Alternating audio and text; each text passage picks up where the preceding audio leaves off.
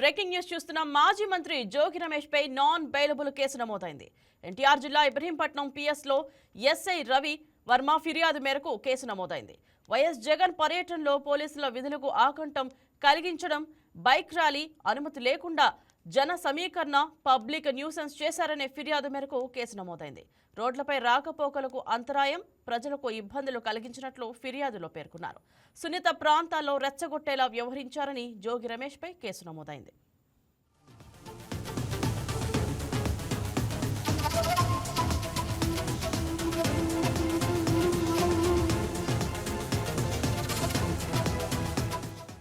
దీనిపై మరింత సమాచారం ఫోన్ ఇన్ లైవ్ లో మా ప్రతినిధి కుమార్ చంద్ అందిస్తారు. గుడ్ మార్నింగ్ కుమార్ చంద్, చెప్పండి అసలు జోగి రమేష్ మీద నాన్ బెయిలబుల్ కేసు నమోదైంది, దీని గురించి మీ దగ్గర ఉన్న సమాచారం ఏమిటి? Good morning Indraja. మాజీ మంత్రి జోగి రమేష్ పై నాన్ బెయిలబుల్ కేసు అయితే నమోదైంది. ఎన్టీఆర్ జిల్లా ఇబ్రహీంపట్నం పిఎస్ లో ఎస్ఐ రవివర్మ ఫిర్యాదు మేరకు అయితే మాత్రం ఈ కేసు అయితే నమోదైంది.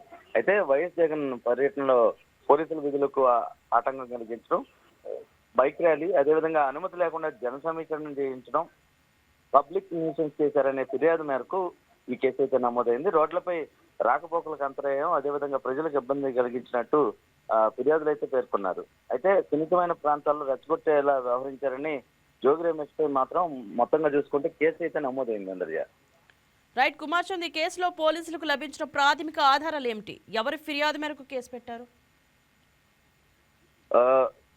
ఇంద్రజ, నిన్న ఏదైతే జగన్ పరామర్శ యాత్ర ఏదైతే ఉందో అది మొత్తం 5:30 గంటల పాటు సాగింది. ఈ నేపథ్యంలో ఎక్కడికక్కడ మాజీ ముఖ్యమంత్రి, అదేవిధంగా వైసీపీ అధినేత జగన్మోహన్ రెడ్డి ఎక్కడికక్కడ ప్రజలకు అభివాదం చేస్తూ చాలా మెల్లగా తన యాత్రను అయితే కొనసాగించారు.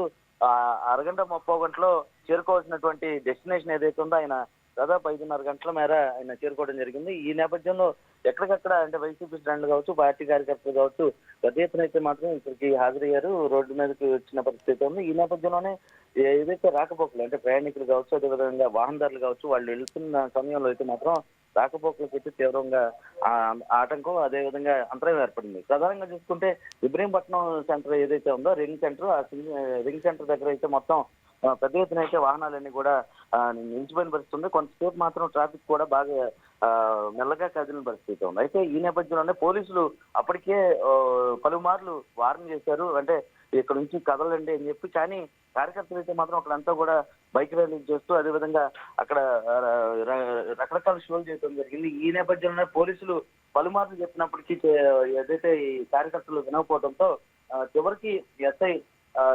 రవివర్మ అయితే మాత్రం ఫిర్యాదు అయితే చేశారు స్టేషన్ లో. ఈ నేపథ్యంలోనే ఈ కేసు అయితే నమోదైంది. అందరిగా రైట్ కుమార్ చంద్, మరి ఈ కేసును ఏ సెక్షన్ కింద నమోదైంది? నాన్ బెయిలబుల్ గా పరిగణించడానికి కారణం ఏమిటి?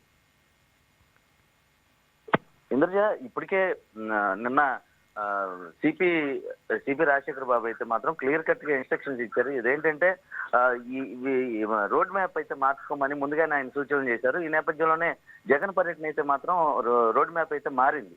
అప్పటికప్పుడు అంటే ఉదయం మాత్రం 9 గంటలకి బయలుదేరాల్సినటువంటి జగన్ అయితే మాత్రం 11:30కి బయలుదేరారు. అంటే 10:30కి షెడ్యూల్ ఇచ్చారు, తర్వాత మళ్ళీ 11:30కి బయలుదేరడం జరిగింది. ఈ నేపథ్యంలోనే ఏదైతే మ్యాప్ ఉందో అంటే వెస్ట్ బైపాస్ నుంచి రావాల్సిన పరిస్థితి ఉంది. అంటే ముందు కనకదుర్గ వారికి ఇచ్చారు వాళ్ళు, కానీ కనకదుర్గ వారికి మీద వాహనాలు నిలిచిపోతాయని అటు వద్దు, ఇటు నుంచి అంటే వెస్ట్ బైపాస్ నుంచి వెళ్ళాలని మాత్రం సూచించారు. ఆ నేపథ్యంలోనే పార్టీ శ్రేణులంతా కూడా అటు ఎక్కువగా సమీకరణ అనేది జరిగింది. ఈ నేపథ్యంలో అక్కడ పోలీసులు అయితే పలుమార్లు వార్న్ చేశారు, అంటే ఇక్కడ నుంచి కదులుతూ వెళ్ళండి వార్న్ చేశారు. అయినప్పటికీ కార్యకర్తలు అక్కడ దిగుతూ, అదేవిధంగా నిన్న ఇద్దరు మృతి చెందడం కూడా జరిగింది. అంటే జగన్ పర్యటనలో అయితే 2 అపశృతులు అయితే చోటు చేసుకున్నాయి. ఒకటి దొంగల రాంబాబు అనే పార్టీ నాయకుడు, ఆయన చనిపోవడం జరిగింది పల్సందుగా. అదేవిధంగా రెండో యువకుడు భార్గవ్ అనే యువకుడు బైక్ ర్యాలీ చేస్తూ ఏదైతే డివైడర్స్ గుద్దుకొని అతను కూడా మృతి చెందడం జరిగింది. ఈ 2 అపశృతులు అయితే చోటు చేసుకున్నాయి. మొత్తం చూసుకుంటే నిన్న పోలీసులు ఇచ్చినటువంటి ఆంక్షలు ఏవైతే ఉన్నాయో పాటించలేదన్న నేపథ్యంలో అయితే మాత్రం ఈ కేసులు అయితే నమోదైనాయి. Indraiah, right, thank you Kumar Chand. Please subscribe to YK TV Network. Please subscribe to YK TV. Please watch YK News. Don't forget to subscribe YK News channel